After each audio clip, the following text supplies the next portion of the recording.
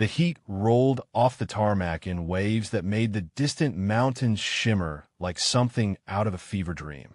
Corporal Marlowe Finch stood at the edge of the staging area, rifle case at her feet, watching the SEALs prep their gear with the kind of casual efficiency that came from doing something 1,000 times before. She had been watching them for 3 days now, ever since she got pulled from her regular rotation and assigned to this operation as additional support personnel. Nobody had explained what additional support personnel actually meant, but Marlowe had figured it out quickly enough. It meant you carried extra ammunition. It meant you stayed back while the rail operators did the real work. It meant you were furniture with a rifle, background decoration for the men who wore the trident. Lieutenant Commander Briggs walked past without looking at her, his attention fixed on the tablet in his hands. Behind him, Senior Chief Casper and his fire team were running through their loadout check for what had to be the 5th time. These men moved like water, each gesture purposeful, each piece of equipment positioned exactly where muscle memory would find it in the dark. Marlowe adjusted the strap of her own vest and felt the familiar weight of her rifle case. Inside was a weapon she had built herself over 2 years, piece by careful piece, a tool she understood better than most people understood their own heartbeat. But nobody here knew that. Nobody here knew much of anything about her, except that she had showed up 3 days ago with orders that said attach her to the operation and a service record that was mostly redacted. Before we go any further, drop a comment and let us know what state you are watching from. Maybe you have seen this kind of courage in your own community, the quiet ones who step up when everything is on the line. Senior Chief Casper finally glanced her direction, his eyes moving over her the way someone might look at a fire extinguisher, acknowledging its presence without any real interest. He walked over, stopped a respectful distance away, and nodded at her rifle case. "What are you carrying?" he asked. "Custom build," Marlowe said. "Long-range precision." Casper grunted, which could have meant anything from approval to complete indifference. "You done much work in theater?" he asked. "Some," Marlowe said, which was true in the way that saying the ocean was damp was true. "Well, you'll be positioned about 800 meters back from our primary insertion point," Casper said. "Keep your eyes open, call out anything that does not look right on our flank, and try not to shoot any friendlies." "Yes, Senior Chief," Marlowe said. Casper nodded and walked away, already forgetting her before he had taken 3 steps. Marlowe watched him rejoin his team, watched the easy way they moved around each other, the shorthand of men who had bled together. She was not part of that. She would never be part of that. She was a piece of equipment they had been told to bring along, no different than an extra radio or a backup medical kit. The briefing tent was hot and dim, lit by a single harsh light that turned everyone's face into a landscape of shadows. Marlowe stood at the back while Lieutenant Commander Briggs laid out the operation on a digital map that flickered and jumped with each update from command. The target was a compound in the mountains, 3 buildings arranged around a central courtyard, suspected of housing a high-value target in his security force. "Standard direct action," Briggs said, his finger tracing their route of approach. "We insert here at 0300, move up this ridgeline, and breach from the north and west simultaneously. Rules of engagement are weapons-free on any military-age males in the compound. Exfil will be back down the same route to the landing zone, where the birds will pick us up at 0500. His finger moved to a spot on the ridge behind the compound. "Corporal Finch will establish an overwatch position here," he said, not looking at Marlowe. "She will provide early warning and cover our withdrawal if things go loud." "What kind of range are we talking about?" someone asked. "From her position to the compound is approximately 900 meters, Briggs said. Well within capability for suppressive fire, if needed." Marlowe said nothing. 900 meters. They thought 900 meters was long range. She had made shots at distances that would make 900 meters look like spitting distance, but they did not need to know that. They did not want to know that. They wanted her to sit on a hill with a rifle and watch them work. After the briefing, the SEALs dispersed to run final checks and grab what sleep they could before mission time. Marlowe found a quiet corner of the compound, opened her rifle case, and began her own preparations. The rifle came apart in her hands with practiced ease, each component inspected, each connection verified. The scope was already zeroed, but she checked it anyway, muscle memory and ritual combined. She was tightening the last bolt when a shadow fell across her workspace. She looked up to find one of the younger SEALs, a kid who could not have been more than 25, watching her with open curiosity. "That is a hell of a piece," he said, nodding at the rifle. "It does the job," Marlowe said. "You build it yourself?" he asked. "Most of it," Marlowe said. The kid crouched down, getting a better look without touching anything, showing the kind of respect for another person's weapon that spoke of good training. "That is a custom bolt assembly," he said. "And that trigger group, I have never seen anything like it." Marlowe felt something loosen in her chest, the first hint of recognition she had felt since arriving. "The trigger breaks at exactly 2 pounds, she said. "Clean as glass." The kid grinned. "I am Petty Officer Nash," he said. "Everyone calls me Coyote." "Finch," Marlowe said. "Marlowe Finch." "Well, Marlowe Finch," Coyote said, standing up. "I'm glad you're going to be watching our backs out there. That rifle looks like it could reach out and touch someone from the next county over." "If it needs to," Marlowe said. Coyote nodded and walked away, leaving Marlowe alone with her rifle and the knowledge that in a few hours she would be sitting on a cold ridge watching other people do the job she had trained her entire adult life to do. But that was fine. That was the mission. She would do as she was told, establish her Overwatch position, and keep her head down.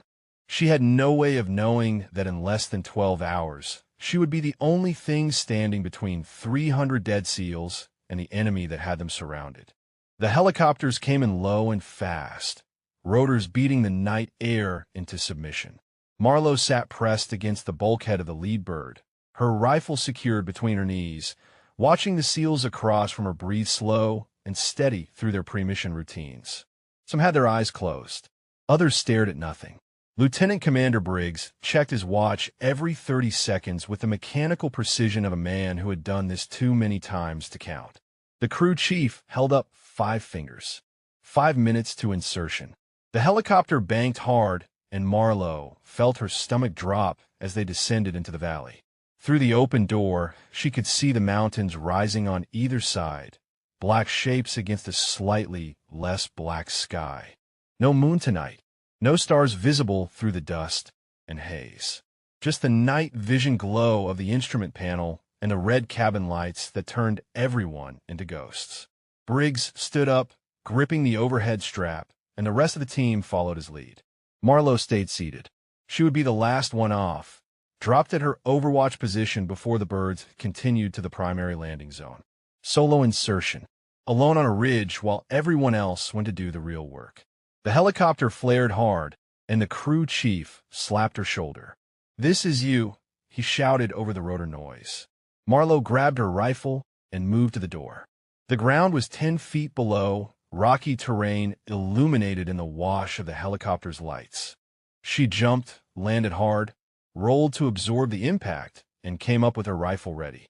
The helicopter was already climbing away, the downwash flattening the scrub brush around her in a circle of angry wind.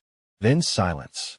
Complete and absolute silence, except for the fading thump of rotor blades moving off toward the primary landing zone 2 kilometers away. Marlowe pulled her night vision down, and the world turned green. She was on a ridge that ran parallel to the target compound, exactly where the briefing had shown. Below, and to her left, maybe 900 meters away, she could make out the 3 buildings arranged around the courtyard. No lights visible, no movement. The compound looked abandoned in the eerie green glow of her optics. She moved up the ridge to find a position, walking slowly, testing each footfall before committing her weight. The terrain was loose rock and hard-packed dirt, treacherous in the dark, easy to twist an ankle if you rushed. She found a slight depression behind a tumble of boulders that gave her a clear sight line to the compound and enough cover to hide her silhouette from anyone looking up from below. Marlowe set up her rifle with the kind of methodical care that had been drilled into her since basic training. Bipod, legs extended and planted firmly. Rear bag positioned to give her the right elevation. Scope covers removed and stowed. She chambered around, engaged the safety, and settled in behind the weapon to glass the target area. The compound was still quiet. Too quiet, maybe. She could see the buildings clearly through her scope, could count the windows, could trace the wall that surrounded the courtyard. But there was something wrong about it, some quality she could not quite name that made her instincts whisper warnings. Her radio crackled to life, so quiet she almost missed it. "Overwatch, this is ground team actual," Briggs said. "We are at the primary landing zone, beginning our approach to target. Confirm you are in position." Marlowe pressed the transmit button. "Ground team actual, this is Overwatch. In position, good sight lines to target compound. No movement visible. Copy that, Overwatch," Briggs said. "Maintain radio discipline unless you spot something critical. Ground team actual out." The radio went silent, and Marlowe was alone again with the night and her rifle and the compound that sat below her like a trap waiting to be sprung. She adjusted her position slightly, getting comfortable, knowing she might be here for hours. The SEALs would make their approach, breach the compound, clear the buildings, secure or eliminate the high-value target, and exfil back to the landing zone. Her job was to watch and wait and do absolutely nothing unless something went catastrophically wrong. She watched them come in through her scope. 3 fire teams moving in disciplined formation up the ridge toward the compound, barely visible even with night vision. They moved like shadows, like something that existed between the spaces of reality. This was what they had trained for. This was what made them SEALs. The lead element reached the compound wall and stacked up on either side of the north gate. Marlowe could see Briggs at the front, his hand raised, counting down. 3, 2, 1. The breaching charge blew the gate inward with a flash that turned her night vision white for a heartbeat. The SEALs poured through the opening, spreading out into the courtyard, weapons up and sweeping. The second element breached the west wall simultaneously, and Marlowe watched them flow into the compound with violent precision. Then everything went wrong. The buildings lit up like someone had flipped a switch. Muzzle flashes erupted from every window, from the rooftops, from positions that had not existed seconds before. The entire compound had been a killing box, and the SEALs had walked right into it. Marlowe saw men go down in that first terrible second, saw the neat formations dissolve into chaos as the teams tried to find cover in a courtyard that offered none. The radio exploded with voices, everyone shouting at once, calls for medical support and ammunition and backup that was not coming. "Ground team actual, this is ground team 2. We are taking effective fire from all directions," someone screamed into the radio. "We need immediate exfil. Repeat, we need immediate exfil." The voice was Casper, and he sounded nothing like the calm professional from a briefing. He sounded like a man who had just realized he was going to die. Marlowe pressed her eye to her scope and forced herself to breathe, forced herself to think. The SEALs were pinned down in the courtyard with nowhere to go. The enemy had prepared this ambush with surgical precision. Every exit was covered. Every angle of fire was overlapping. It was perfect, and she was 900 meters away with a rifle that could reach out and touch someone from the next county over. Her hand moved to her radio, but stopped. What was she going to say? What was she going to do? She was support personnel.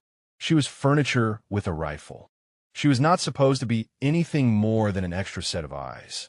Below her, in the green glow of night vision, she watched another SEAL go down and stay down. Watched the survivors try to drag him to cover that did not exist. Watched the muzzle flashes multiply as more enemy fighters joined the ambush. Marlowe made a decision that would change everything. She flipped off her safety, settled her crosshairs on a rooftop position, and let her training take over. The rifle bucked against her shoulder. 900 meters away, an enemy fighter dropped without a sound.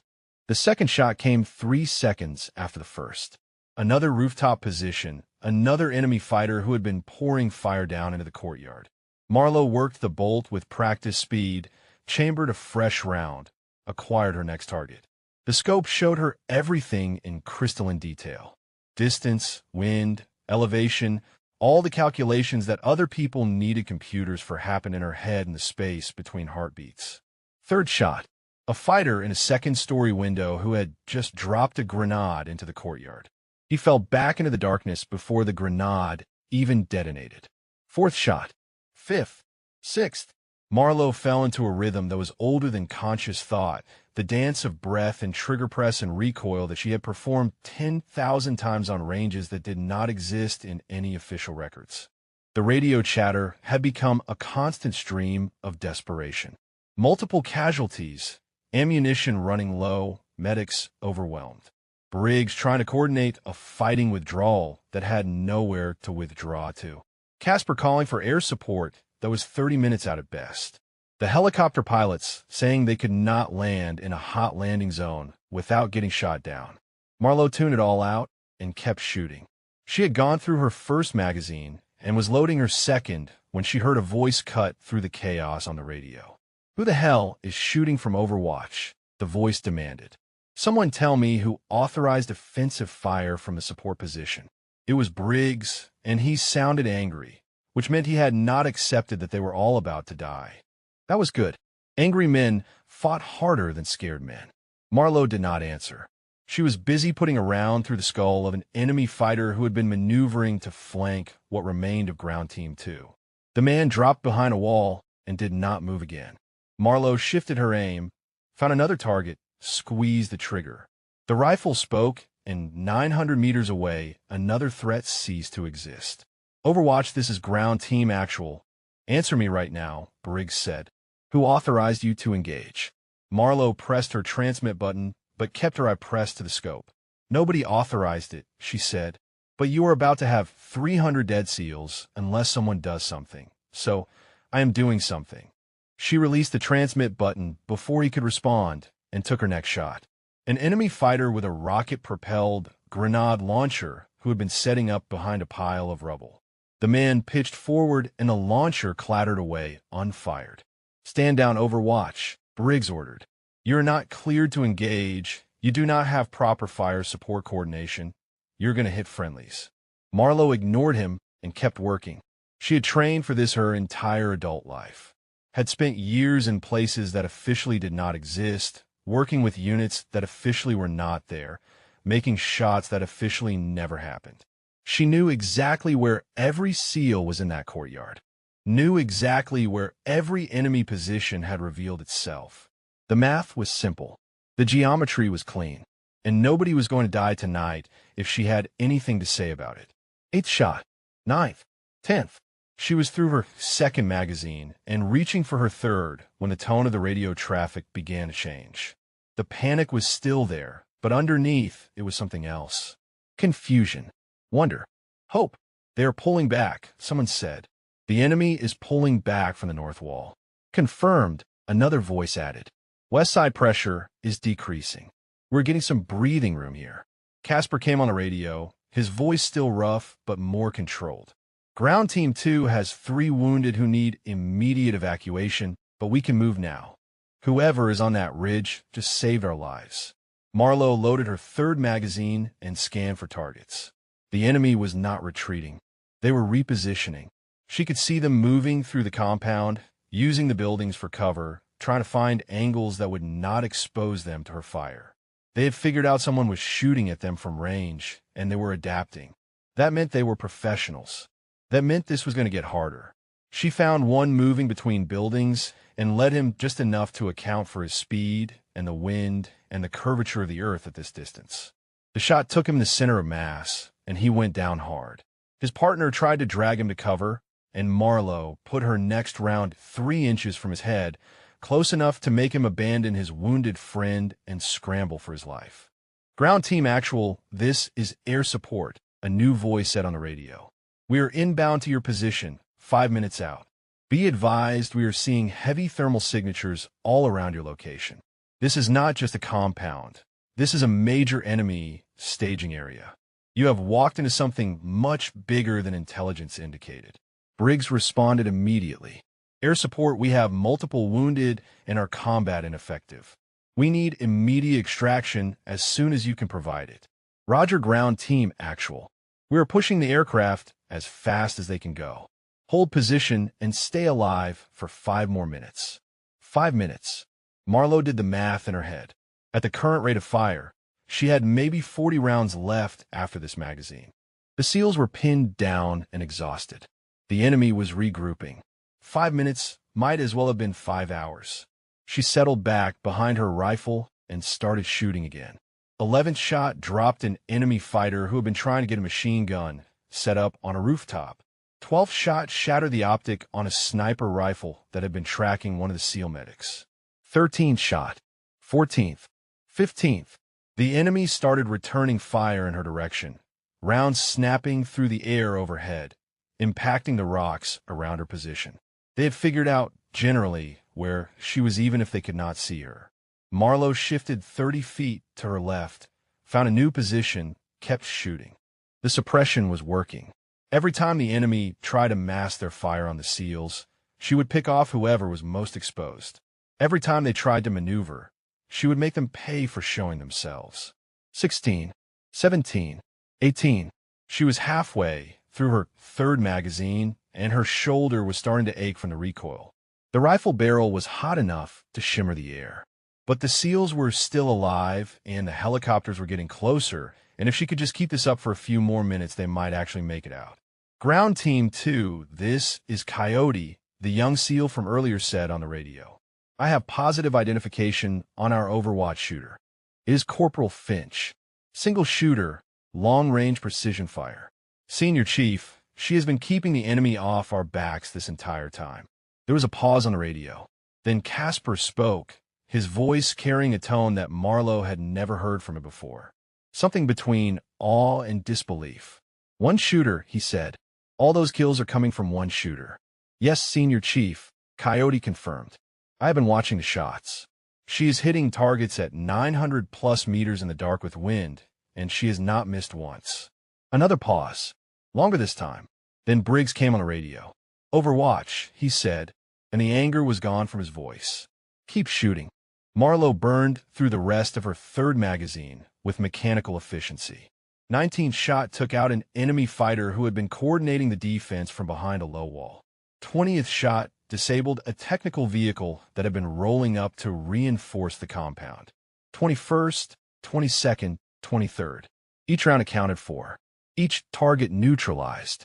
The helicopters appeared on the horizon as dark shapes against the sky that was just beginning to lighten with the false dawn. Marlowe could hear the rotors now. That distinctive thump that meant salvation was 3 minutes away instead of 5. The SEALs heard it too. The radio traffic shifted from desperation to tactical coordination as Briggs organized his teams for extraction under fire. Ground Team 2, collapse back to the primary breach point, he ordered. Ground Team 3, provide covering fire and prepare to be last out. Wounded go first, walking wounded provide security. We are leaving together or not at all. Marlowe watched them move through her scope. They were slower now, exhausted and burdened with wounded, but they still moved with purpose. Casper had his team laid out in a textbook defensive formation, each man covering a sector while the others displaced. These were professionals doing what professionals did when everything had gone to hell. The enemy saw the helicopters too. They knew they were losing their chance to wipe out an entire SEAL element. Fighters who had been taking cover suddenly broke from their positions, rushing forward in a desperate attempt to overwhelm the Americans before the extraction could happen. It was suicide, but it was also tactically sound. If they could get close enough, the helicopters would not be able to land. Marlowe went to work. 24th shot dropped the lead runner. 25th got the man beside him. 26th, 27th. She was shooting faster now, accepting slightly less precision for increased rate of fire. The range was still 900 meters. The targets were moving. The wind had picked up with the dawn. But her hands were steady and her breath was controlled, and every shot went exactly where she intended it to go. The first helicopter flared over the landing zone, and SEALs began loading wounded while others maintained security. Marlowe could see Coyote helping carry a stretcher, could see Casper directing traffic, could see Briggs standing at the edge of the landing zone with his rifle up, still in the fight, even as his men evacuated around him. The second helicopter came in, and more SEALs boarded. The enemy was still trying to advance, but Marlowe had created a kill zone that none of them could cross. Bodies littered the ground between the compound and the landing zone, grim testament to what happened when someone tried to rush a position covered by a shooter who did not miss. She was on her fourth magazine now, 20 rounds left in the weapon, and she could see the extraction was going to work. They were going to make it. Against every odd, against every piece of bad luck and failed intelligence that had led them into this nightmare, they were going to survive. Then her scope caught movement on a rooftop she had already cleared. A fighter with a rocket-propelled grenade launcher, emerging from inside the building, taking aim at the grounded helicopters. The range was extreme for a launcher like that, but if he got lucky, if the warhead connected, it would turn one of those birds into burning wreckage and kill everyone aboard. Marlowe adjusted her aim, accounting for the additional elevation, for the crosswind that was gusting now with the sunrise, for the fact that she was shooting uphill at a target 930 meters away. She let out half a breath, found a natural pause between heartbeats, and pressed the trigger. The fighter dropped the launcher and toppled backward off the roof. The weapon clattered down the wall and exploded on impact with the ground, sending up a plume of dust and debris that obscured the entire building. Close. Too close. But the helicopters were untouched, and the last of the SEALs were boarding, and this was almost over. Overwatch, this is ground team actual, Briggs said on the radio. All personnel are aboard the birds. We are leaving in 30 seconds. What is your extraction plan? Marlowe looked at her position, looked at the terrain between her and the landing zone, did the math. 2 kilometers of open ground with enemy fighters still active in the compound. She would never make it on foot before the helicopters had to leave. Overwatch, Briggs repeated, his voice urgent. What is your extraction plan? We are not leaving you behind. Marlowe pressed her transmit button. Ground team actual, I am too far from the landing zone. You need to go now before they get organized enough to shoot you down. I will evade and call for pickup once I am clear of the immediate area. Negative, Overwatch, Briggs said. We do not leave people behind. We will hold position while you move to us. Sir, with respect, you have wounded who will die if you do not get them to medical care in the next hour, Marlowe said. And those helicopters are sitting ducks as long as they are on the ground. I will be fine. I have been in worse situations than this. That was not entirely true, but it was true enough. She had her rifle, she had 40 rounds of ammunition, and she had a terrain advantage. She could move along the ridge, stay above the compound, and make her way to a secondary extraction point. It would take time, but it was doable. Briggs was silent for a long moment. Then he spoke again, and his voice carried the weight of command, of making decisions that had no good options. Copy that, Overwatch. We're lifting off now. Air support will remain on station to cover your movement. Get yourself to grid 3742, and we will have a bird waiting for you. And Corporal Finch, his voice changed, became something more personal. You saved 300 lives tonight. We will not forget that. The helicopters lifted off in a storm of dust and noise, climbing hard and fast, getting altitude before enemy fire could track them effectively. Marlowe watched them go, watched them bank south towards safety, and then she was alone again on the ridge with the sunrise painting the mountains gold and red. She saved her rifle, collapsed the bipod, and slung the weapon across her back. The compound below was quiet now. The enemy had pulled back, probably regrouping, probably trying to figure out what had just happened. They would be looking for her soon. She needed to move. Marlowe started north along the ridge, staying low, using the terrain for cover. Grid 3742 was 5 kilometers away. She had maybe 2 hours before full daylight made movement impossible. 2 hours to cover 5 kilometers of hostile territory with nothing but her rifle and the knowledge that she had just painted the biggest target imaginable on her back. She smiled despite herself. This was going to be interesting. Behind her, in the compound, she could hear voices shouting in a language she did not speak. They were organizing a search. They were coming for her. They wanted revenge for the men she had killed, for the operation she had destroyed, for the humiliation of having been beaten by a single shooter. Let them come, Marlowe thought. Let them try. She had 40 rounds left, and 5 kilometers to go, and she had not survived 3 years of classified operations by being easy to kill.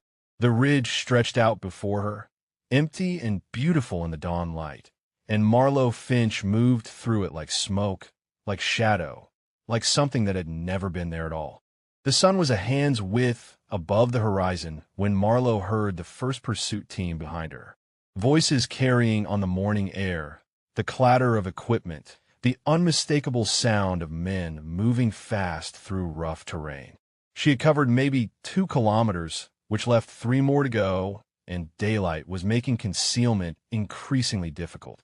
She dropped into a shallow wash and pressed herself against the rocky wall, controlling her breathing, listening. The voices grew closer. She counted at least 6 men, maybe more, spread out in a search line that was sweeping the ridge systematically. They were good. Not as good as the SEALs she had just saved, but competent enough to be dangerous. The first man appeared on the ridgeline above her, silhouetted against the sky. He was scanning the terrain ahead, not looking down into the wash. Amateur mistake. Always check the low ground. Marlowe stayed frozen, her desert camouflage breaking up her outline against the rocks.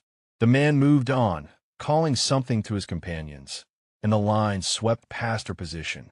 She waited until they were 100 meters ahead before moving again. Slower now. More careful. They knew roughly where she had been shooting from.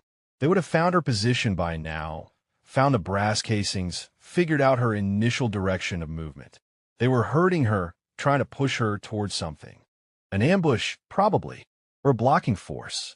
Marlowe altered her course, angling west instead of continuing north. It would add distance, but it might also throw off their pursuit pattern. She moved from cover to cover, using every depression and boulder and dry streambed the terrain offered. The rifle on her back felt heavier with each step, but she never considered abandoning it. The weapon was an extension of herself, a tool she had built and refined and trusted with her life. Her radio crackled. "Overwatch, this is air support," a voice said. "We have you on thermal.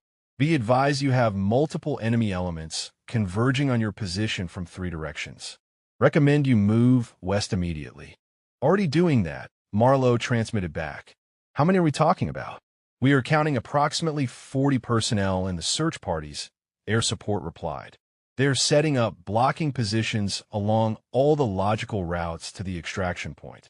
This is a deliberate operation. They know you are out there, and they want you badly." 40 personnel. Marlowe did a quick calculation. She had 38 rounds left. Even if every shot connected, the math did not work in her favor. She needed to avoid contact entirely, needed to go through their net and disappear before they could tighten the noose. She found a cluster of large boulders and wedged herself into a gap between them, creating a hide position that was invisible from more than 10 feet away. The thermal imaging from the aircraft would still see her, but ground forces would walk right past. She needed rest, needed water, needed time to think. The radio came alive again. "Overwatch, this is ground team actual." Briggs sounded exhausted but determined. "We have been monitoring the situation. Air support is going to create a diversion while you move. Stand by." Marlowe heard the jets before she saw them. 2 F-18s coming in low and fast, their engines shaking the morning air. They screamed over the compound she had been fighting at earlier and released their ordnance. The explosions rolled across the valley like thunder, massive fireballs climbing into the sky. Secondary explosions followed as ammunition and fuel stores detonated. The effect on the search parties was immediate. Marlowe could hear them shouting, confusion and fear in their voices. They were pulling back, regrouping, trying to figure out if they were about to get hit by more airstrikes. The Western pursuit team broke and ran, streaming down the ridge in a disorganized mass. "Move now, Overwatch," Briggs ordered. "You have a window, but it will not last long." Marlowe came out of her hide position and started running. Not a panicked sprint, but a ground-eating jog that she could maintain for miles if necessary. The terrain blurred past. She vaulted over rocks, slid down loose scree slopes, pushed through patches of thorny brush that grabbed at her uniform. Behind her, more jets were making runs on the compound, keeping the enemy's attention focused anywhere but on the lone figure moving through their territory. She covered a kilometer in 15 minutes, then another half-kilometer before the terrain forced her to slow down. The ridge was getting steeper, more technical, requiring both hands to navigate. She slung her rifle across her chest and started climbing, finding handholds in the rock face, testing each grip before committing her weight. Halfway up the climb, she heard rotors. Not jets this time, but helicopters, and they were close. She looked up and saw an Apache gunship orbiting her position, the pilot giving her a wing waggle that she could only interpret as encouragement. Air cover. They were providing actual close air support for her extraction. These people were going way beyond standard operating procedure to get her out. The radio crackled again. Overwatch, you are 1 kilometer from the extraction point. Enemy forces are reforming, but you are ahead of them. Keep moving. Marlowe topped the climb and found herself on a plateau that stretched north toward a small valley. She could see the landing zone now, marked by nothing but a set of grid coordinates and the promise of a helicopter. Her legs were burning. Her lungs ached, but she pushed harder. So close. Just a little further. Movement to her right. 3 fighters emerging from behind a rock formation, weapons up. They had flanked ahead somehow, gotten past the search net, and positioned themselves between her and safety. The lead man shouted something and raised his rifle. Marlowe was faster. She dropped to one knee, brought her rifle up, and fired without using the scope. Center mass on the lead man at 50 meters. He went down, and his companions scattered, looking for cover. She worked the bolt, tracked the second man, fired. He stumbled and fell. The third man got behind a boulder and started shooting, rounds snapping past her head. Marlowe low crawled to a depression, got behind her scope, found the edge of the boulder where the man was hiding. He would have to expose himself to shoot at her again. She waited. Patience was the sniper's greatest weapon. Seconds ticked by. A minute. 2 minutes. The man leaned out to take a shot, and Marlowe was already pressing the trigger. The round took him in the shoulder and spun him around. He dropped his weapon and collapsed. 3 men down. 35 rounds remaining. She was up and moving again, running full speed now, because stealth no longer mattered. The gunfire would bring every enemy fighter in range. It was a race, and she intended to win. The valley opened up before her, and she could see the helicopter on the ground, rotors turning, a crew chief standing in the door waving her forward. 200 meters. 100. 50.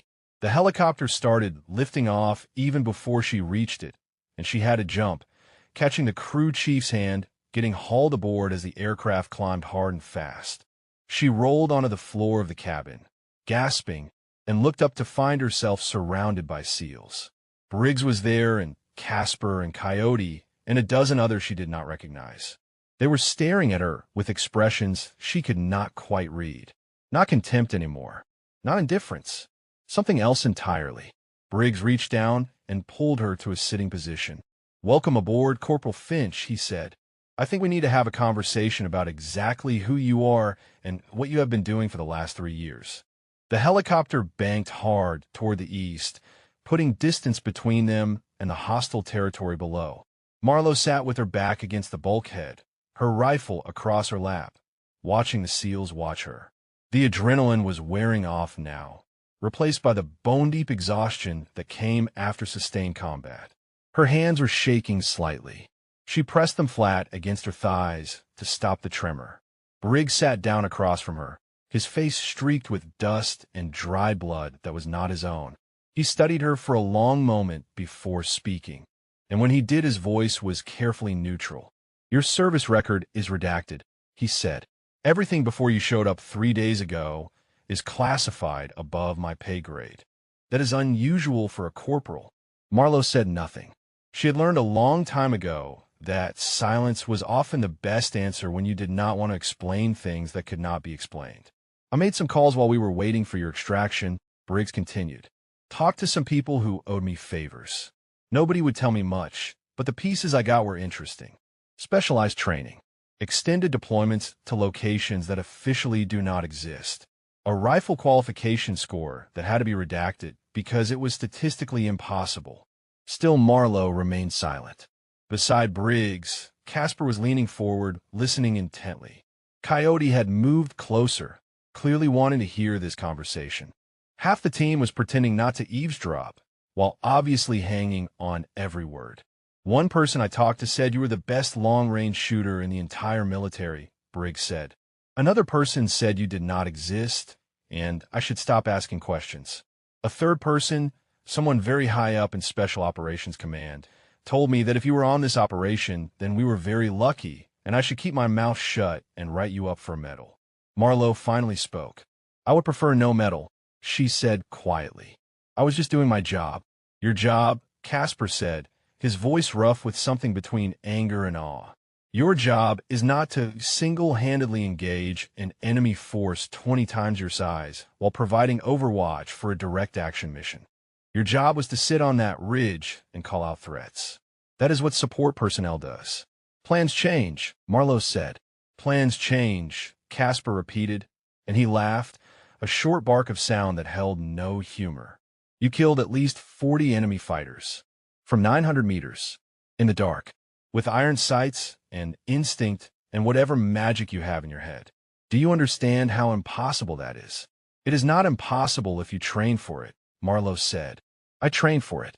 Where Briggs asked, where does someone train for what you just did? Marlowe met his eyes. Places that do not exist, she said. With units that are not there.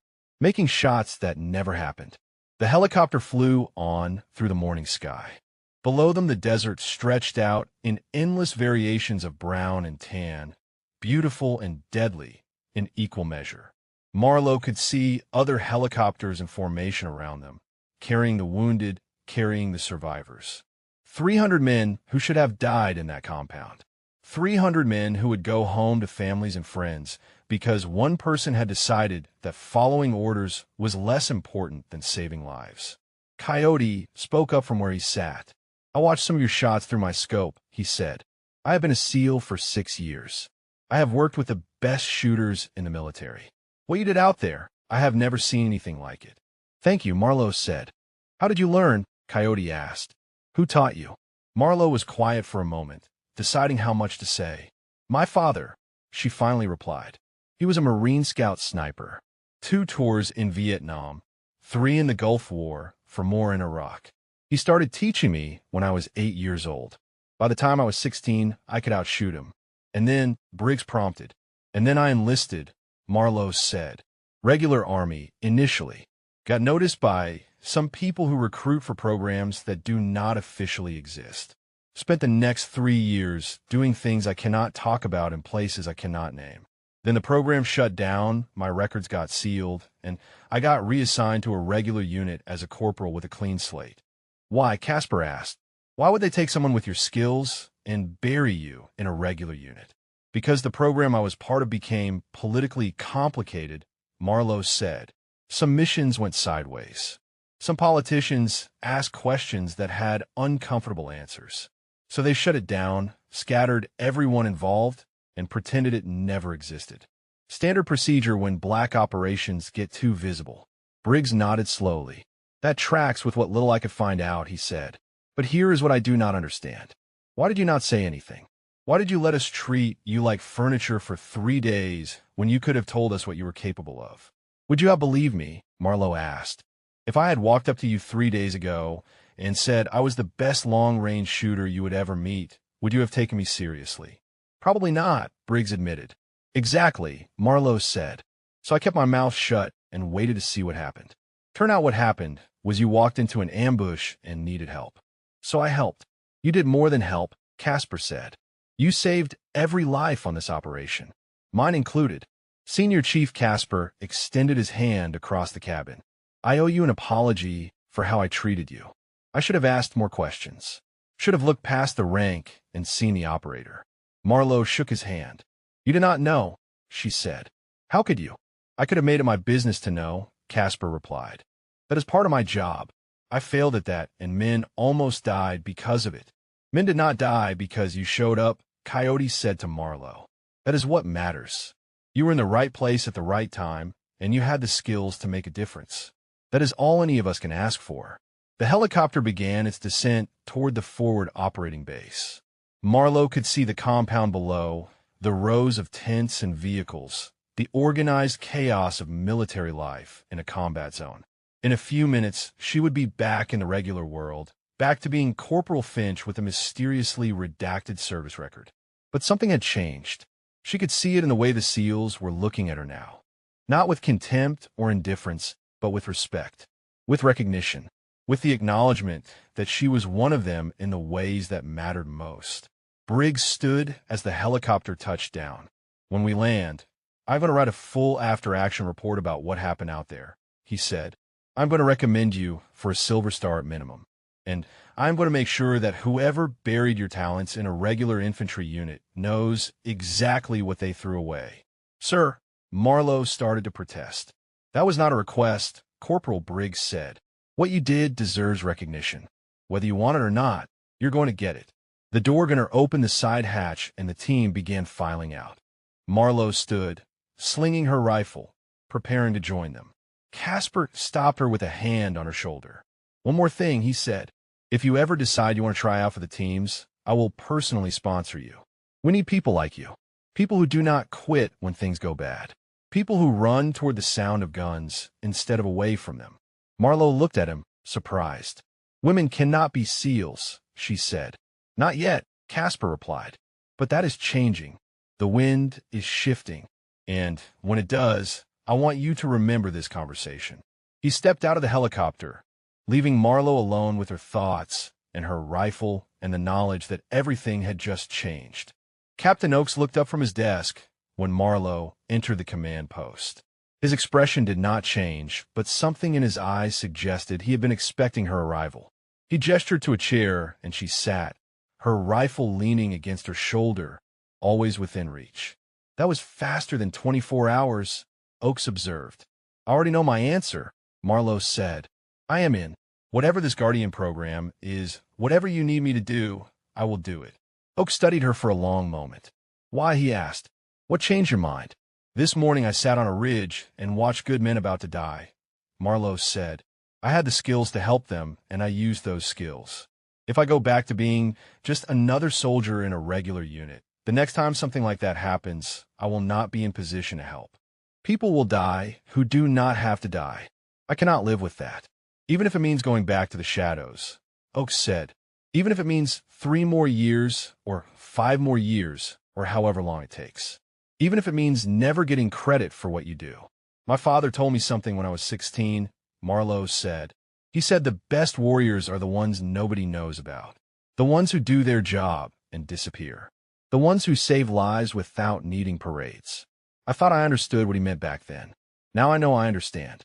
Oakes nodded slowly. "Your father was Theodore Finch, Marine Scout Sniper. Silver Star, 2 Bronze Stars, 3 Purple Hearts. He died 4 years ago during a training accident that was not actually an accident." Marlowe felt her jaw tighten. "You know about that." "I know about a lot of things," Oakes said. "I know that your father was part of an operation in Syria that went bad. I know that he took fire mint for a diplomat who was in the wrong place at the wrong time. I know that the official story was a training accident because acknowledging the truth would have created an international incident. And I know that his death is part of why you volunteered for Wraith in the first place. He died protecting someone," Marlowe said quietly. "That is what he did. That is what our family does.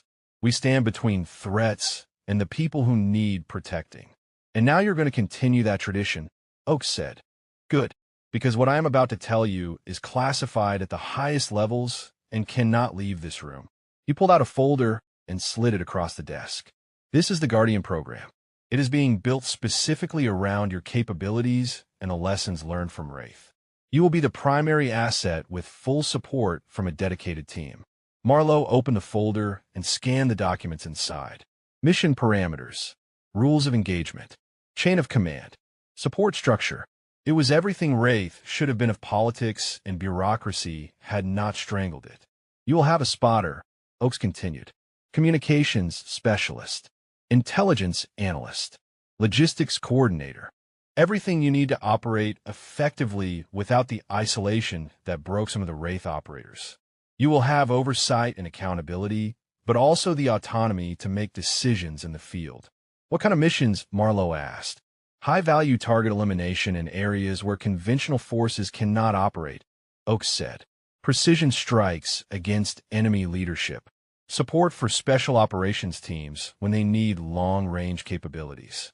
Basically everything you did this morning, but with proper planning and support. Where I be based, Marlowe asked. Here initially, Oakes said, we are setting up a dedicated facility within this compound. Eventually you might rotate to other theaters depending on operational needs. But you will always have a home base. Always have a team. You will not be a ghost this time. Marlowe closed the folder and met Oakes' eyes. When do I start? You already have, Oakes said. As of this morning, you are no longer Corporal Finch with the regular infantry. You are Special Operations Asset Finch with Guardian Program. Your rank stays the same for administrative purposes, but operationally you answer directly to me and through me to Special Operations Command. What about the SEALs? Marlowe asked. Lieutenant Commander Briggs said he was going to write me up for a medal. He did, Oakes replied. And that medal is going to happen, but it will be classified. No public ceremony. No press release. Just a notation in a file that most people will never see. Your actions this morning saved 300 lives, but acknowledging that publicly would require explaining what you were doing there and why you have the skills you have. So I stay invisible, Marlowe said. You stay effective, Oakes corrected. There's a difference. The men you saved this morning know what you did. Their families know they came home. That matters more than any ceremony or newspaper article. The door to the command post opened and 3 people entered. 2 men and 1 woman, all wearing civilian clothes, all carrying themselves with the easy confidence of experienced operators. Oakes stood and gestured to them. Asset Finch, meet your team, he said. This is Dalton Hayes, your spotter and second shooter. Former Army Ranger, 10 years of combat experience, qualified on every precision weapon system in the inventory. Hayes was in his early 30s with sandy hair and the kind of weathered face that came from too much time in the sun. He nodded at Marlowe, and his eyes went immediately to her rifle, reading the modifications, assessing the capabilities. Kira Sullivan, Oakes continued, communications and electronic warfare specialist. Former Air Force. She can hack anything with a processor and keep our communications secure from anyone trying to listen in. Sullivan was younger, maybe 25, with dark hair pulled back in a tight bun and sharp eyes that seemed to catalog everything in the room simultaneously. She gave Marlowe a quick smile that suggested she knew exactly how bizarre this whole situation was. And Marcus Reeves, Oakes finished. Intelligence analyst and mission planner. Former CIA, he knows more about enemy force dispositions and target patterns than anyone I have ever worked with. Reeves was the oldest of the 3, maybe 40, with gray starting to show at his temples and the kind of quiet demeanor that came from years of working in the background. He shook Marlowe's hand with a firm grip. These 3 have been read in on Guardian and have volunteered to be part of the program, Oakes said. They know your service record. They know what you did this morning. And they are here because they believe in what we are trying to build. Hayes spoke first, his voice carrying a slight Texas drawl. I have been doing this work for a long time, he said. I have worked with a lot of shooters. What you did today from 900 meters in combat conditions, I have never seen anything like it. I want to learn from you. I want to be part of whatever comes next. I have seen the signal intercepts from this morning, Sullivan added. The enemy was terrified. They could not figure out where the shots were coming from. They thought they were being engaged by multiple shooters or drones or some kind of weapon system they did not understand. One person creating that much chaos and confusion. That is the kind of capability that changes operations. And I have been studying asymmetric warfare for 20 years, Reeves said. What you demonstrated today is the future of precision strikes. Small teams with exceptional capabilities operating in the spaces where conventional forces cannot go. Guardian can be the template for how we conduct operations going forward. Marlowe looked at the 3 of them, at the team that had just become her team, and felt something shift inside her. For 3 years in Wraith, she had operated alone. For 8 months after that, she had been isolated in a regular unit. But now she had people who understood what she could do. People who wanted to help her do it better. Thank you, she said simply. Do not thank us yet. Hayes replied with a slight grin. Wait until we see if we can keep up with you. Oaks cleared his throat. Your first mission briefing is tomorrow at 0600, he said. For now, get some rest. Get to know your team. Get your equipment squared away. Because in 72 hours, Guardian becomes operational. And when it does, we're going to show the world what precision warfare really looks like. The briefing room was sparse and secure, walls lined with maps and satellite imagery. A single table in the center with 6 chairs. Marlowe arrived 5 minutes early and found Hayes already there, cleaning a rifle that looked like a twin to her own. He looked up and nodded. Custom build? He asked, gesturing at her weapon. Most of it, Marlowe replied, sitting down across from him. Started with a Remington 700 action and went from there. Hayes smiled. Mine too. What barrel length? 26 inches, Marlowe said. Yours? 28. Hayes set down his cleaning rod. I like the extra velocity for long-range work. Though after watching your shot placement yesterday, I am thinking maybe barrel length matters less than I thought. It matters, Marlowe said, but not as much as fundamentals. Breath control, trigger press, reading wind. You can have the best rifle in the world and still miss if you do not have the basics down. Sullivan and Reeves entered together, both carrying tablets and coffee. They sat down, and Sullivan immediately started setting up a portable communications array on the table. Reeves opened his tablet and began pulling up files. Captain Oakes entered last, followed by Lieutenant Commander Briggs. Marlowe was surprised to see the SEAL officer. Briggs caught her expression and gave a slight smile. I asked to be here, he said. After what happened yesterday, I want to know how Guardian operates. Want to understand what capabilities we can call on in the future. Oakes took the head of the table. 72 hours ago. None of you knew each other, he said. Now you are a team responsible for some of the most sensitive operations in this theater.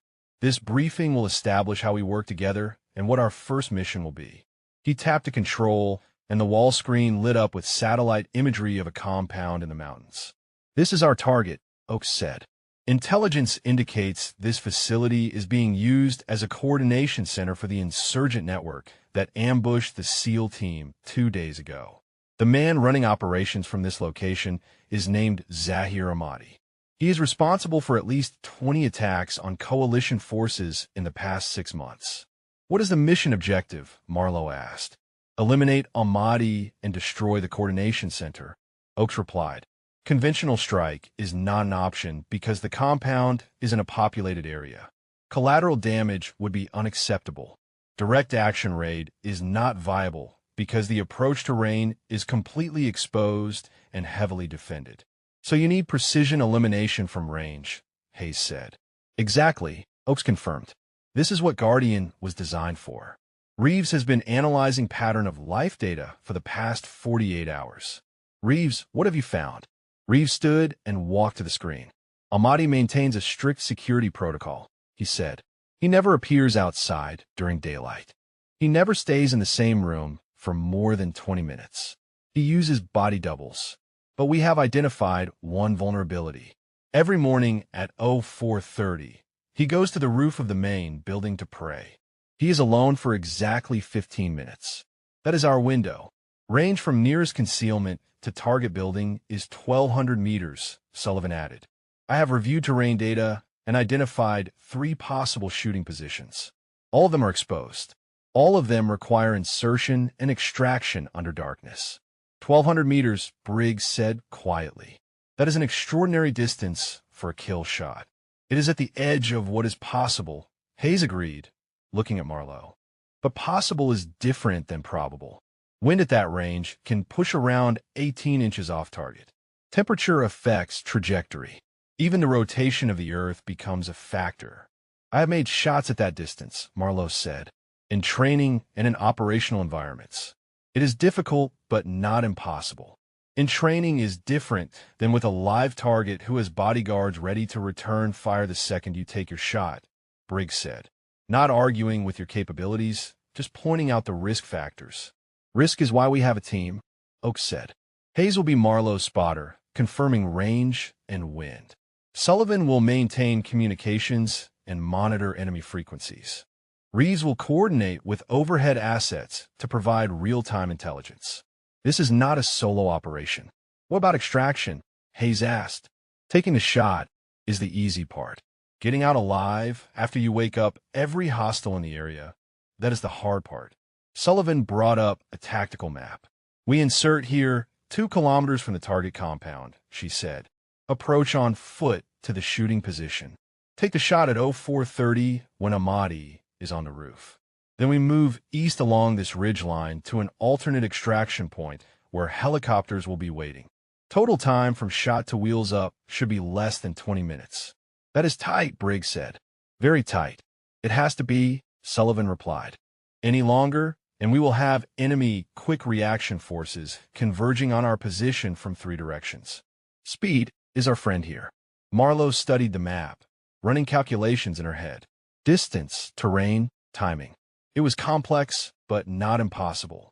Everything was about precision. Precision in planning. Precision in execution. Precision in the shot that would determine whether this mission succeeded or failed. When do we go? She asked. Tomorrow night, Oakes said. That gives us 24 hours to rehearse, check equipment, and coordinate with air assets. Briggs, your team will be on standby as quick reaction force in case things go sideways. Understood, Briggs said. Though based on what I saw 2 days ago, I suspect Asset Finch will not need our help. Everyone needs help sometimes, Marlowe said. I am just hoping tomorrow is not one of those times.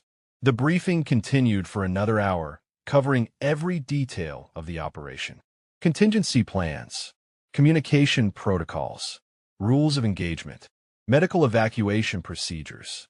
By the time Oakes dismissed them, Marlowe felt like she had memorized every rock and tree between the insertion point and the target. Hayes walked with her back to the team area. You nervous? He asked. Always, Marlowe admitted. Anyone who says they do not get nervous before a mission is either lying or stupid. Good, Hayes said. Nervous keeps you sharp, keeps you from making assumptions. I have worked with shooters who thought they were invincible. They all made mistakes eventually. What about you? Marlowe asked. You nervous about working with someone new? Terrified, Hayes said with a slight grin. But that is what makes it interesting. I have spent 10 years developing my own methods, my own systems. Now I get to see if they work with someone who operates at your level. Either we're going to be the best shooting team in the military, or we're going to drive each other crazy. Probably both, Marlowe said. They reached the equipment area where their weapons were stored. Hayes pulled out his rifle and set it on the cleaning bench beside Marlowe's. For the next 2 hours, they worked in comfortable silence, breaking down their weapons, checking every component, making minute adjustments to scopes and triggers. Sullivan appeared with fresh coffee and technical specifications for the communications gear they would be using. Reeves brought updated satellite imagery showing the target compound from 6 different angles. The team was coming together, each person contributing their expertise, building something that was greater than the sum of its parts. As the sun set over the forward operating base, Marlowe assembled her rifle for the last time before the mission. The weapon felt perfect in her hands. Balanced, precise, ready. She chambered a dummy round and dry, fired at a target across the room, feeling the trigger break cleanly, watching the crosshairs stay steady. Tomorrow morning, she would do it for real. 1,200 meters. Live target. Lives depending on her making a shot that most people would consider impossible. But that was the job. That was what she had been trained for. That was what her father had prepared her to do. She thought about him, then, about the lessons he had taught her on ranges in North Carolina, where she had learned to read wind and calculate distance before she was old enough to drive. About the legacy of service that stretched back through generations of her family. About the responsibility that came with having skills that could save lives or take them. Tomorrow she would honor that legacy. Tomorrow she would show the world what precision warfare really meant. Tomorrow she would prove that Guardian was not just a program, but a promise that the best warriors would always be there when they were needed most. She finished cleaning her rifle and locked it in the weapons rack. 24 hours until mission execution.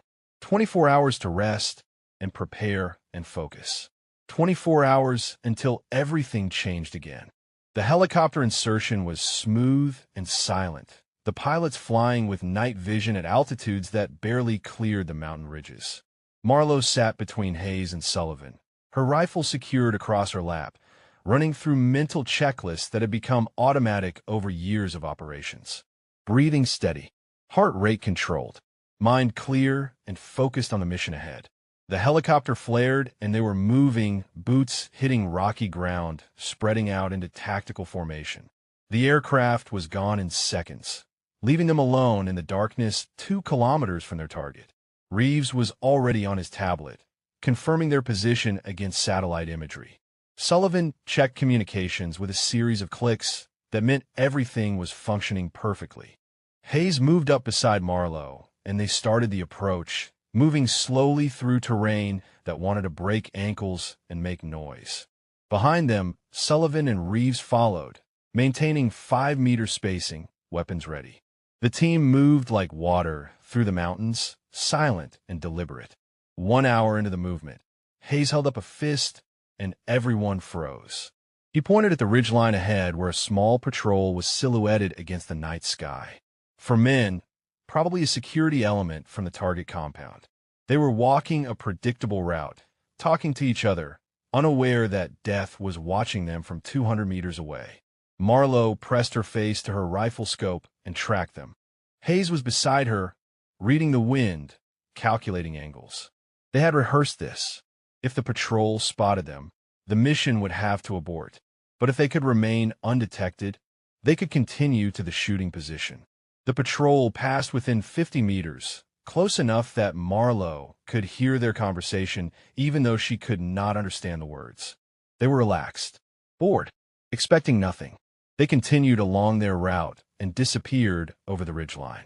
Hayes gave the signal to move, and they continued. 30 minutes later, they reached the shooting position, a small depression between boulders that provided concealment and a clear line of sight to the target compound. Marlowe set up her rifle with practiced efficiency while Hayes glassed the area with night vision binoculars. 1,200 meters to target building. Hayes whispered, "Wind is 3 miles per hour from the southwest. Temperature is 42 degrees. We have 2 hours until first light." Marlowe settled in behind her weapon and found the compound in her scope. The main building was exactly as the satellite imagery had shown. 3 stories, flat roof, surrounded by lower structures. No lights visible, no movement. The target was inside somewhere, sleeping, unaware that his morning prayers would be his last. Sullivan established communications with the overhead drone that was providing surveillance. Reeves was monitoring enemy radio frequencies, listening for any indication that their presence had been detected. The team was in position. Now, it was a matter of patience. The hours crawled by with agonizing slowness. Marlowe remained motionless behind her rifle, controlling her breathing, staying hydrated, maintaining focus. Hayes shifted position every 30 minutes to prevent cramping, but his attention never wavered from the target building. This was the hardest part of sniper work. The waiting, the stillness, the mental discipline required to stay sharp when nothing was happening. At 0400, lights appeared in the compound. Guards changing shifts, movement between buildings, the daily routine beginning. Marlowe watched it all through her scope, building a picture of the security patterns, identifying potential threats. Target is moving, Reeves whispered. Thermal imaging shows someone ascending the stairs to the roof of the main building. Marlowe shifted her aim to the rooftop. A door opened and a figure emerged, alone, moving to the center of the roof. Even at 1,200 meters, she could see him clearly through her scope. Tall, bearded, wearing traditional clothing. He knelt facing east and began his prayers. Confirmed target identification. Oak's voice came through the radio from the command post. Reeves studied his tablet, comparing the thermal signature to known profiles. Positive identification, he said. That is Zahir Ahmadi. Target is confirmed. Marlowe felt her heart rate slow even further, entering the zone where breath and trigger press became one action. Hayes was beside her, using a laser rangefinder to confirm distance. 1,206 meters, he said quietly. Wind has picked up to 4 miles per hour, still from the southwest. Temperature has dropped to 40 degrees. She made microscopic adjustments to her scope, accounting for every variable. Distance. wind, temperature, altitude, the rotation of the Earth. At 1,200 meters, every factor mattered. A single degree of error would mean a miss. On target, she whispered. Wind hold right 0.4 mils, Hayes said. Elevation confirmed. You're clear to engage. Marlowe found her breathing rhythm. In, out, in, out. Between heartbeats, there was a pause, a moment of perfect stillness where the body stopped moving. That was when you took the shot. That was when training and instinct and physics aligned into something that looked like magic, but was actually just precision. The target rose from his prayers, standing, stretching, turning to face the rising sun. Marlowe's crosshairs tracked him with minute movements. He was saying something, maybe another prayer, maybe just talking to himself. He would never finish that sentence. Her finger pressed the trigger. The rifle recoiled against her shoulder. The round crossed 1,200 meters of space in less than 2 seconds, following a trajectory that had been calculated to perfection. Through her scope, Marlowe saw Amadi drop without a sound, collapsing where he stood. Confirmed hit, Hayes said. Target is down. The compound erupted into chaos. Guards running, shouting, weapons firing randomly into the darkness as they tried to figure out where the shot had come from. But by then Marlowe was already breaking down her rifle, securing it in its case, preparing to move. Let's go, she said. The team moved fast along the ridgeline, putting distance between themselves and the shooting position. Behind them they could hear vehicles starting, search parties organizing. The enemy knew they had been hit, but they did not know from where. That confusion would buy the team precious minutes. Sullivan was on the radio, coordinating with the extraction helicopters. Reeves was monitoring enemy communications, translating the panic chatter. They were searching everywhere except the direction the team was actually moving. The mission plan was working. They covered 1 kilometer in 20 minutes, moving faster now, accepting more noise in exchange for speed. The extraction point was ahead, a small clearing where the helicopters could land without being visible from the compound. Hayes kept glancing back, checking their six, making sure they were not being followed. 200 meters from the extraction point, Marlowe heard rotors. The helicopters were inbound early, pushing the timeline, getting them out before the enemy could organize an effective pursuit. She could see the clearing now, could see the first bird flaring to land. Then everything went wrong. A machine gun opened up from their left flank, tracer rounds cutting through the darkness, impacting the rocks around them. An ambush. They had been spotted. Someone had gotten ahead of them and set up a blocking position. Contact left, Hayes shouted, returning fire with his rifle. Marlowe dropped into cover and brought her weapon up. Through her scope, she could see the machine gun position, maybe 300 meters away, muzzle flash giving away the exact location. She did not have time to set up properly, did not have time for calculations and wind calls. She had maybe 5 seconds before that machine gun found its mark and someone on her team died. She settled the crosshairs on the muzzle flash, held her breath, and fired. The machine gun went silent. She worked the bolt, found another target, fired again. A man with a rifle dropped. Third shot. Fourth. The ambush position was breaking up, the survivors scattering as they realized they were being engaged by someone who did not miss. Move, Marlowe shouted. Get to the extraction point. The team ran for the helicopters. Sullivan was already aboard the lead bird. Reeves was right behind her. Hayes and Marlowe provided covering fire, shooting and moving, keeping the enemy suppressed. The helicopters were spooling up, ready to lift off the second everyone was aboard. Marlowe reached the bird, and Hayes was right behind her. The crew chief hauled them in, and the helicopter was climbing before the door was even closed. Below them, enemy fighters were pouring into the clearing, too late, firing uselessly at an aircraft that was already out of range. Everyone good, Hayes shouted over the rotor noise. Everyone good, Sullivan confirmed, checking the team. No casualties, no wounded. They had all made it out. Marlowe leaned back against the bulkhead, her rifle across her lap, adrenaline still surging through her system. First Guardian mission, 1,200-meter shot. Target eliminated. Team extracted successfully. By any measure, it had been a complete success. But as she looked at her teammates, at Hayes checking his weapon, at Sullivan coordinating with the pilots, at Reeves already analyzing what had just happened. She knew this was just the beginning. This was the template. This was proof that Guardian worked. And now that it had worked once, they would be called on again and again to do the impossible. She was ready for that. They all were. This was what they had trained for. This was what they were built to do. The debriefing room was crowded when they arrived back at the forward operating base. Captain Oakes was there, along with Lieutenant Commander Briggs and a full colonel that Marlowe did not recognize. The colonel had the kind of presence that came from decades of command, all sharp eyes and controlled energy. Colonel Vincent Harding, Oakes said by way of introduction, commander of Special Operations Joint Task Force for the entire theater. He wanted to be here for the debrief. Harding nodded at the team. I have been reading about Guardian since Captain Oakes proposed the program, he said. I was skeptical. Now I want to hear firsthand what just happened out there. Hayes laid out the mission timeline while Reeves pulled up imagery on the screens. The insertion, the approach, the wait, the shot, the extraction under fire. Harding listened without interrupting, his expression giving away nothing.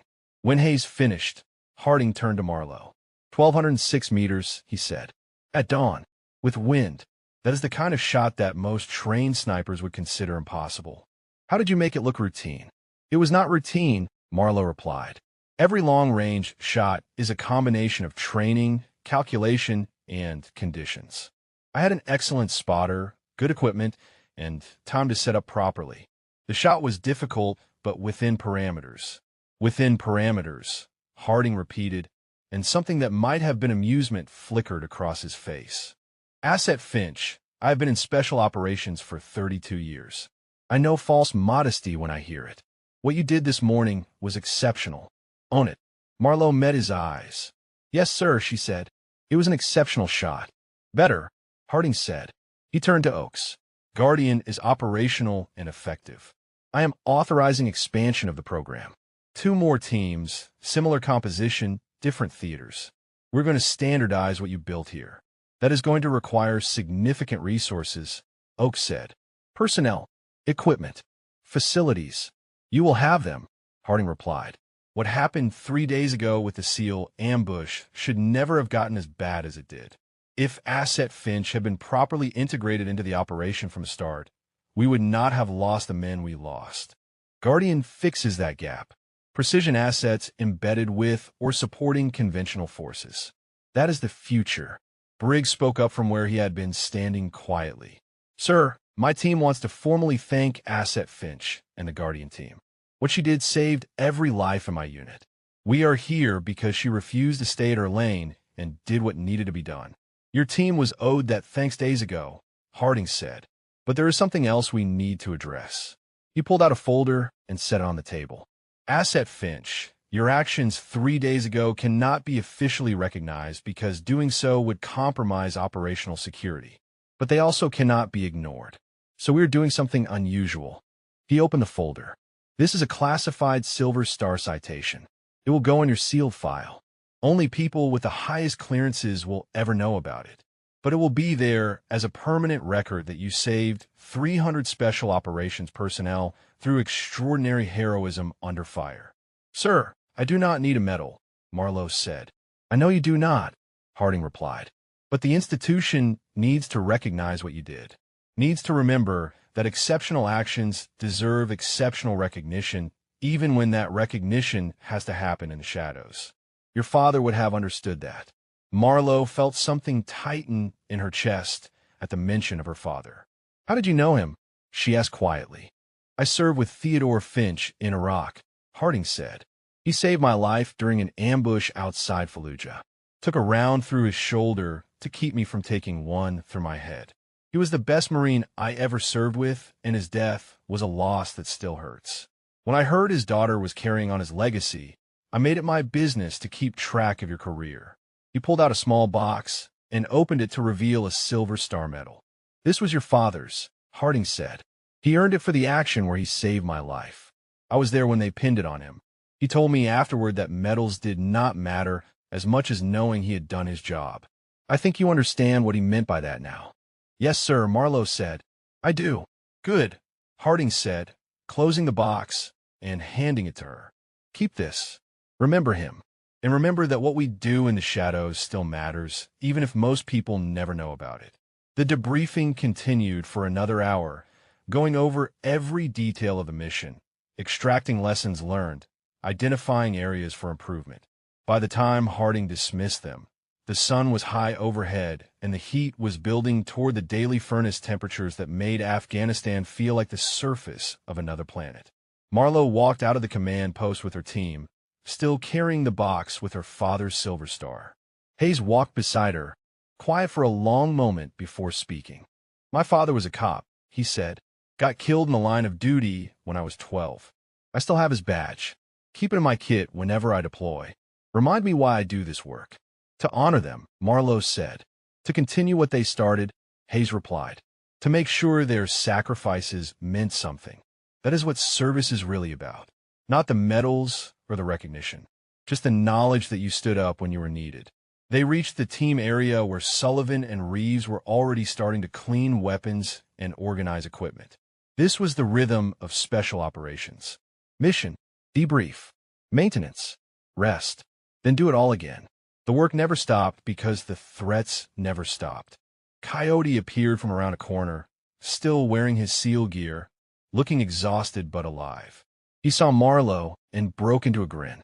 "Heard about your mission this morning," he said. 1,200-meter kill shot at dawn. The whole base is talking about it.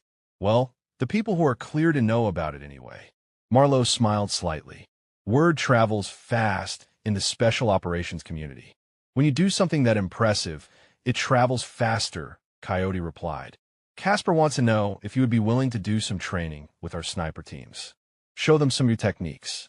He figures if our guys can learn even a fraction of what you know, it will make them more effective." "I can do that," Marlowe said. "When does he want to start?" "Tomorrow," Coyote said. "We have a new platoon rotating in next week. Fresh meat who think they know everything. Casper wants you to humble them a little bit." "That I can definitely do," Marlowe said. Coyote started to leave, then paused. "You know, when you first showed up 3 days ago, I thought you were just another support asset. Someone to carry extra gear and stay out of the way. I was wrong. We all were. You're not support. You're the tip of the spear." "I'm just doing my job," Marlowe said. "Yeah," Coyote replied. "But you do it better than anyone I have ever seen."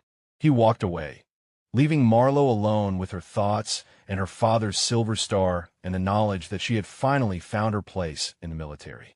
That night, after equipment was cleaned and reports were written and the endless tasks of military life were completed, Marlowe sat outside her tent and opened the box with her father's medal. The silver star gleamed in the moonlight, still bright despite the years.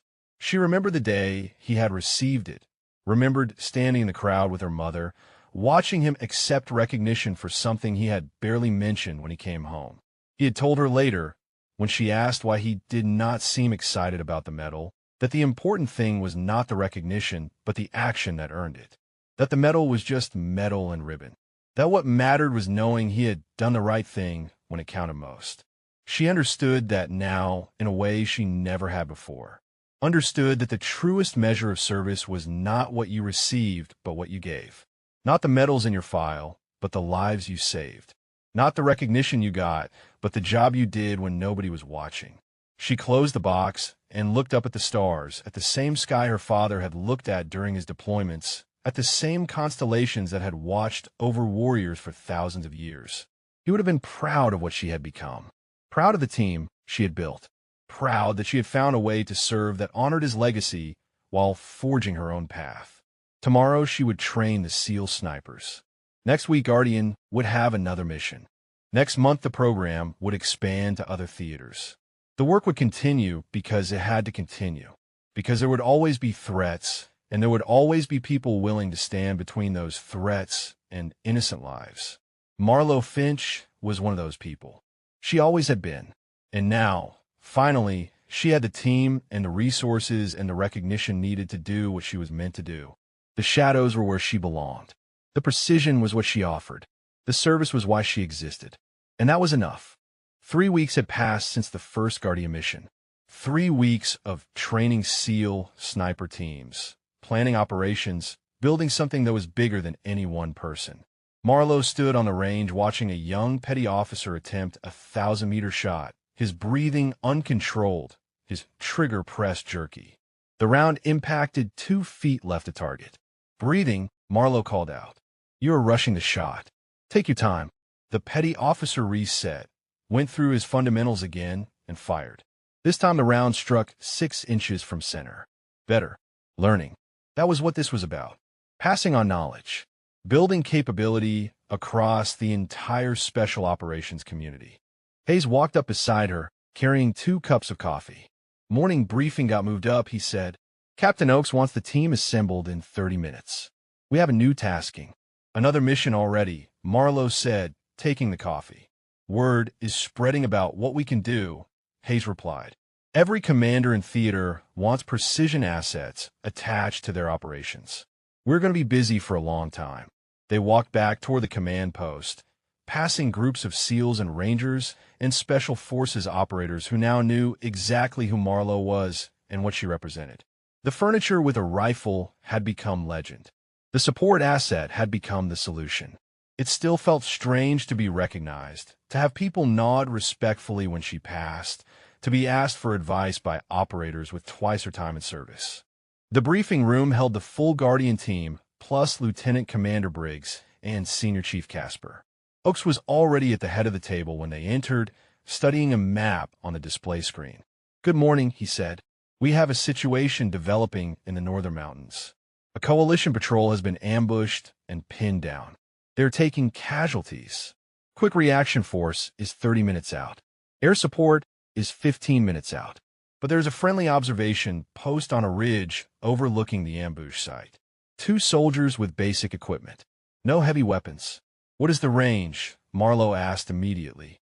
Observation post to ambush site is 1,400 meters, Oakes said. The soldiers on that post have standard issue rifles, not capable of precision fire at that distance. But you know what is capable at that distance? Marlowe felt her pulse quicken. You want me on that post? Helicopter is spinning up right now, Oakes confirmed. We can have you there in 8 minutes. The soldiers will vacate the position and you take over. Provide precision fire to suppress the ambush until the quick reaction force arrives. This is exactly what Guardian was designed for. Hayes was already moving toward the door. I will get the rifles, he said. Sullivan grabbed her communications gear. I am coming too, she said. You might need coordination with the quick reaction force. 5 minutes later, they were airborne, flying fast and low over terrain that Marlowe had come to know intimately over the past month. The observation post appeared ahead, a small sandbag position on a ridge with 2 soldiers waving frantically at the approaching helicopter. The aircraft barely touched down. Marlowe and Hayes jumped out with their rifles while Sullivan established communications from the helicopter. The 2 soldiers from the observation post ran for the aircraft, and it lifted off immediately, taking them to safety while leaving the Guardian team in their place. Marlowe dropped into the firing position and brought up her rifle. Through the scope, she could see the ambush site 1,400 meters below. Coalition vehicles stopped on a road. Bodies on the ground. Soldiers taking cover behind their trucks while enemy fighters poured fire down from elevated positions. It was bad. Getting worse. I count at least 20 enemy positions, Hayes said, glassing the area with his spotting scope. They have the patrol completely pinned. No cover. No maneuver room. Range, Marlowe said. 1,400 meters, Hayes confirmed. Wind is 5 miles per hour from the west. Temperature is 50 degrees. This is going to be difficult. Marlowe settled behind her rifle and began the familiar ritual of breath and calculation. 1,400 meters was at the absolute edge of her capabilities. At this distance, the wind could push around 3 feet off target. The bullet would drop more than 20 feet from bore line to impact. Every variable mattered. Every calculation had to be perfect. But down there, soldiers were dying. Down there, men who had families and futures were fighting for their lives against an enemy that had them outmaneuvered and outgunned.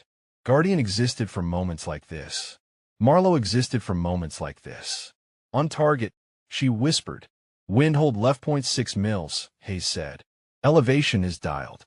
You're clear to engage. Marlowe found her breathing rhythm, found a pause between heartbeats, found a moment of perfect stillness where the impossible became possible. Her finger pressed the trigger, and the rifle spoke. 1,400 meters away, an enemy fighter dropped from his position. The other fighters barely had time to react before Marlowe was working the bolt, chambering another round, finding her next target. Second shot, third, fourth, each one perfect, each one accounting for wind and distance and all the factors that made long-range precision shooting more art than science. The enemy was confused.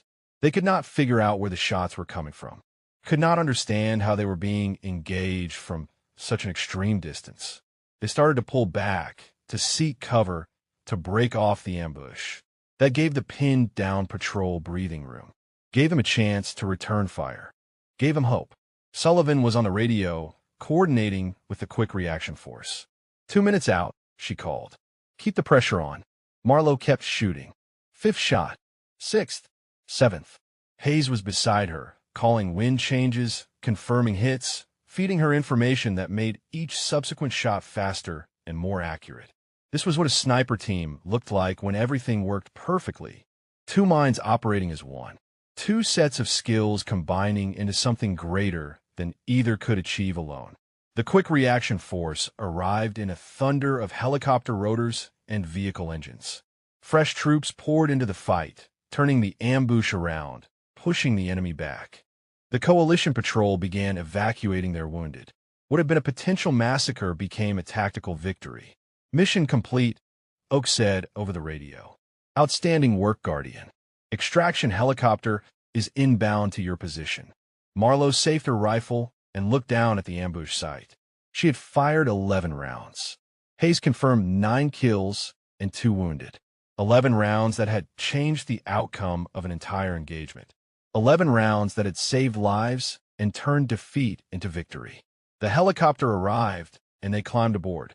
As they lifted off, Marlowe could see the coalition patrol organizing their evacuation below. Soldiers who would go home because 2 people on a ridge had refused to let them die. It was what her father had done. It was what she would continue to do. It was the legacy she had inherited and the promise she had made. Back at the forward operating base, word had already spread about the 1,400-meter shots. The SEALs wanted to know the details. The Rangers wanted training. The Special Forces teams wanted Guardian support for their operations. Everyone wanted a piece of what Marlowe and her team had built. But that night, after all the debriefings and questions and congratulations, Marlowe sat alone with her rifle and thought about the journey that had brought her here. From a girl learning to shoot on a range in North Carolina, to a classified operator working in programs that did not exist, to a corporal dismissed as furniture with a rifle, to the founder of something that was changing how special operations worked. She thought about the 300 SEALs she had saved, about Zahir Ahmadi eliminated from 1,200 meters, about the coalition patrol rescued from 1,400 meters, about all the missions that would come in the weeks and months and years ahead, about the lives that would be saved because someone had decided that precision mattered, that training mattered, that one person in the right place at the right time could change everything. Her father had known that, had lived that, had died proving it, and now she carried that knowledge forward, building on his legacy while creating her own. Guardian was more than a program. It was proof that the best warriors were the ones who appeared when they were needed most, the ones who did the impossible and made it look routine, the ones who serve in the shadows and never ask for recognition. If you enjoyed this story, drop a comment and let us know your favorite moment. Tell us about the character that resonated with you most, or share if you have witnessed this kind of courage and precision in your own life. We love hearing from you, and your stories inspire us to keep bringing you these tales of heroism and dedication. Marlowe Finch was one of those warriors. Guardian was the vehicle that let her serve at the highest level. And somewhere, in whatever place warriors went when their service was done, her father was watching and knowing that his daughter had become everything he had hoped she would be. The rifle sat beside her, cleaned and ready for the next mission. The team was assembled and proven. The program was operational and expanding. The work continued because it had to continue, because there would always be threats, and there would always be people willing to stand between those threats and innocent lives. That was the promise of Guardian. That was the legacy of the Finch family. That was the reality of what it meant to serve in the shadows, where precision met purpose and where impossible shots became routine. Marlowe had found her place in the world. She had found her team. She had found her mission. And she would continue to serve with the same dedication and skill that had defined her father's career and now defined her own. The stars came out over the forward operating base. The same stars that had watched over warriors throughout history. The same stars that would watch over the missions yet to come. Marlowe looked up at them and smiled. Tomorrow would bring new challenges, new missions, new chances to prove that precision mattered, and that training mattered, and that one person could still make a difference. She was ready. She had always been ready, and she would continue to be ready for as long as she was needed. That was what it meant to be a Guardian. That was what it meant to be a sniper. That was what it meant to be Marlowe Finch. The impossible had become possible. The furniture had become legend. The support asset had become the solution. And the story would continue as long as there were people worth protecting and warriors willing to stand watch in the shadows.